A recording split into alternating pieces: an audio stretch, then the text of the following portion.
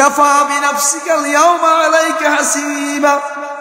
এবং বান্দা তুমি আমল নামাটা পড়ে আজকে তুমি নিজেই বলো, এই আমলের দ্বারা তুমি কি জান্নাতে যাবে নাকি জাহান্নামে যাবে? কার কথা?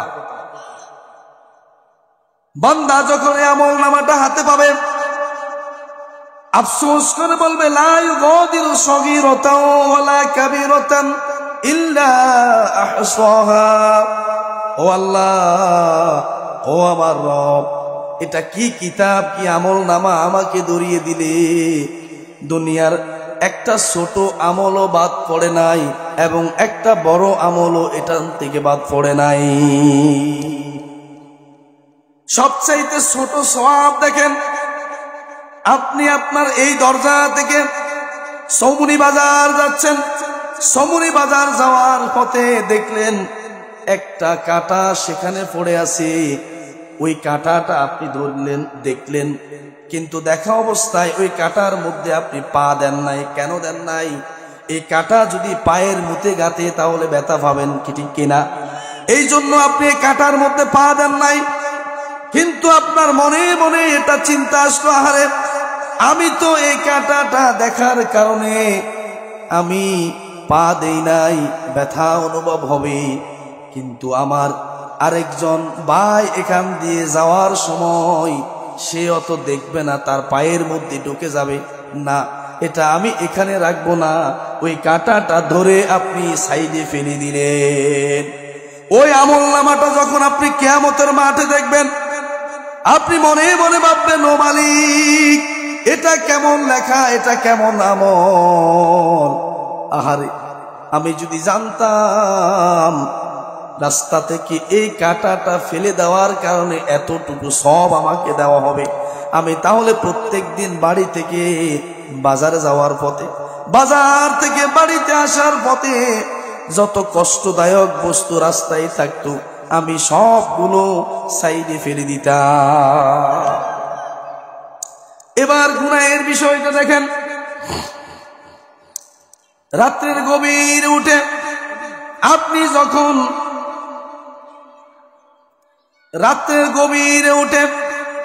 আপনি যখন ক্ষেতের আল দিয়ে যাচ্ছিলেন, একজন ভাই তার জমিনে সার দিয়েছেন, ওষুধ দিয়েছেন, কীটনাশক দিয়েছেন। কি দিয়েছেন? ওই কীটনাশক আপনি কিন্তু আপনার জমিনে দেন নাই।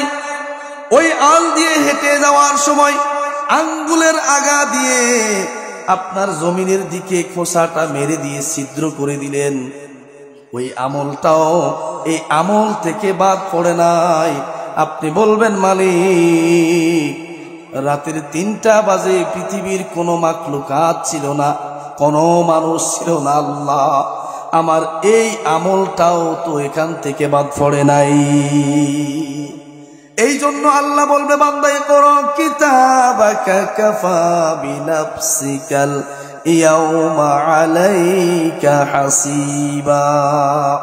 বান্দা আজকে তুমি তোমার আমল নামাটা পড়ো এবং তুমি নিজেই হিসেব করে বলো, তুমি কি জান্নাতে যাবে নাকি জাহান্নামে যাবে। কিন্তু ওই যে লেখা, এই লেখা থেকে কি একটা শব্দ, একটা লাইন বাদ দেওয়ার কোনো সুযোগ থাকবে? কেন কেন সুযোগ থাকবে না? এই মুখ কোথায় থাকবে, জবান কোথায় থাকবে? আল্লাহ পাক ডাক দিয়ে বলেন, আল ইয়াউমা নাখতিমু আলা আফওয়াহিহিম ওয়া তুকাল্লিমুনা আইদিহিম ওয়া তাশহাদু আরজুলুহুম বিমা কানু ইয়াকসিবুন। বলুন আল্লাহু আকবার।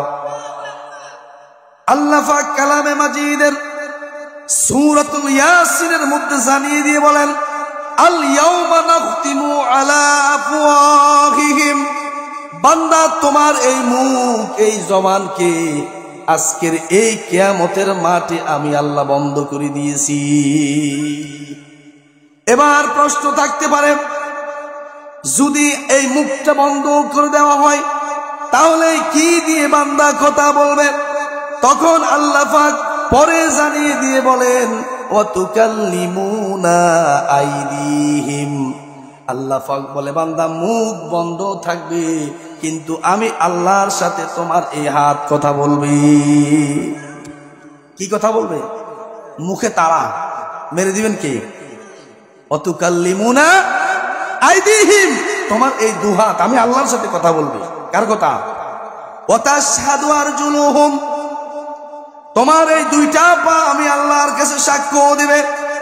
গভীর রজনীতে উঠে যেই পা গুলো ঠান্ডা কনকনে শীতের পানিতে ওযু করে যেই পাটা টিপ টিপ করে মসজিদের মুসল্লায় গিয়ে দাঁড়িয়ে আল্লাহু আকবার বলে দনি দিয়ে নামাজ আদায় করেছেন, ওই পা ওই দিন মালিকের কাছে সাক্ষ্য দিবে, মালিক তোমার এই বান্দা কনকনে শীতের ভিতরে শীতের রাত্রিতে ওযু করে আমার এই দুইটা পা দিয়ে হেঁটে হেঁটে মসজিদে গিয়ে তোমাকে সেজদা দিয়েছে। আর যদি নামাজ না পড়েন, রাতের গভীরে উঠে পৃথিবীর কোনো মাখলুকাত দেখবে না, দেখবেন কে? কোনো মানুষ দেখবে না। এই দুইটা পা দিয়ে হেঁটে হেঁটে আপনি অন্যের অনিষ্ট করেছেন, ক্ষতি করেছেন, গাছের ডাল ভেঙে দিয়েছেন, পাইপটা ভেঙে দিয়েছেন, গরুকে মেরে ফেলেছেন। এই দুইটা পা ওই দিন কাকে সাক্ষ্য দিবে? সাক্ষ্য দিবে এভাবে, মালিক তোমার এই বান্দা আমি পায়ের উপরে ভর করে অমুকের অনিষ্ট করেছে, ক্ষতি করেছে। আল্লাহ মুখ কথা বলবে না, হাত চোখ অঙ্গ প্রত্যঙ্গ কথা বলবে। ওই দিন আমি আপনি বাঁচার কোনো সুযোগ থাকবে না, ঠিক কিনা? সময় তো উপস্থিতি আলোচনা করলে তো বিশাল, সারা রাত্র করা যাবে, কোনো সমস্যা না, ঠিক কিনা? কারণ কোরআনের আলোচনাটাই হচ্ছে এমন, যদি কোনো মুফাসসির কোনো আলেম বলে যে কোরআন আলোচনা শেষ করছি, তাহলে আমি বলবো এটা তিনি ভুল বলছেন। কারণ কোরআনের আলোচনা, কোরআনের কথা শেষ করা সম্ভব। বলে হুজুর আজকে শেষ আলোচনা করে দিছি, আমি বলবো যে না, আপনি এটা মিথ্যা বলছেন, কোরআনের আলোচনা শেষ করার কোনো সুযোগ। এই জন্য এই অঙ্গ প্রত্যঙ্গ আপনার আমার পক্ষে সাক্ষ্য দেবে যদি দুনিয়াতে আমরা এই অঙ্গ প্রত্যঙ্গগুলোকে ভালো কাজে লাগাই, ঠিক কিনা? আর যদি এই অঙ্গ প্রত্যঙ্গগুলো দিয়ে আমরা খারাপ কাজ করি, তাহলে এই অঙ্গ প্রত্যঙ্গগুলো আমার আপনার বিপক্ষে কার কাছে সাক্ষ্য দিবে? আল্লাহর কাছে সাক্ষ্য দিবে। এই জন্য আমরা যে দেহ, যে শরীর, আল্লাহ পাক বলবে বান্দা আন উমরহি ফিমা আফনা ওয়া আন জিসমি ফিমা আবলা, তোমার হায়াত কোন কাজে লাগিয়েছো, তোমার শরীরটাকে তুমি কোন কাজে লাগিয়েছো? প্রশ্ন করবেন কিনা? তাহলে আমি যদি আমার এই শরীরটাকে, এই দেহটাকে, এই হায়াতটাকে ভালো কাজে লাগাই, তাহলে তো আমার এই শরীর, আমার এই দেহ, আমার এই হাত, আমার এই পা, আমার এই পঞ্চ ইন্দ্রিয় আল্লাহর কাছে আমার পক্ষে সাক্ষ্য দিবে, ঠিক কিনা? আর যদি আমি আমার এই 3.5 হাত বডিটাকে আমি খারাপ কাজে লাগাই, তাহলে এই 3.5 হাত বডি কার কাছে আমার বিপক্ষে সাক্ষ্য দিবে? এই জন্য উপস্থিতি, সময় সংকীর্ণ, শেষ করে দিচ্ছি, চিঠি চলে আসছে, ছেড়ে দিতে হবে, সময় শেষ। এই যে আজকে আমার রাসেল ভাই যে সিডিটা আমাকে দিছে না, ওর কথা কয় না, আর ইয়ান দিয়ে একটা কথা কই যায় না, আমরা সিডি দিছে কি দি বলছে যে হুজুর আপনার সময় শেষ, ওরা আওয়াজ দেন না। ঠিক আজরাইলও একদিন আয় সামনে দাঁড়াই করবে আপনার সময় শেষ। আজরাইলও আসি কি বলবে, এরকম স্লিপ সামনে হালাই করবে আপনার সময় শেষ। আপনি হাজারো পৃথিবীর সবগুলো দিলে কি আজরাইল আপনাকে সুযোগ দিবনি? এই জন্য বলতেছি, এই স্লিপ থেকেও আপনার আবার শিক্ষা আছে, যদি আপনি গ্রহণ করেন। আছে কি নাই? সময় শেষ, আমি ছেড়ে দিচ্ছি। আবার আজরাইল যখন আসবে আপনার দুনিয়ার সময় শেষ। এজন্য প্রিয় উপস্থিতি, আমরা দুনিয়াতে যাওয়ার আগে আমরা দুনিয়ার প্রস্তুতি নিই। হাদিসটা বলেছি, বলে শেষ করে দিচ্ছি। আল কাইয়িসু মান দানা নাফসাহু ওয়া আমিলা লিমা বাদাল মাউত। আল্লাহ রাসূল বলেছেন, তোমাদের মধ্যে সবচাইতে বুদ্ধিমান ব্যক্তি যে দুনিয়াতে থাকা অবস্থায় কবরের জীবনের জন্য কিছু পাঠাবে। সুবহানাল্লাহ বলবেন না? মানিত্তাবা নাফসাহু হাওয়াহা ওয়া তামান্না আলাল্লাহ। আর তোমাদের মধ্যে সবচাইতে বোকা ওই ব্যক্তি যে আল্লাহর উপর ভরসা করে বসে থাকবে কিন্তু নামাজ পড়তো না। দেখবেন এমন ভাইয়েরা আছে, ওরে আল্লাহ কি কও হুজুর আপনি বুঝুন না, আরে মিয়া আমরা নামাজ না উঠলে কি আছে, আমি ইমান ঠিক আছে নাই, আপনাকে এই সমাজে নাই, কি ক?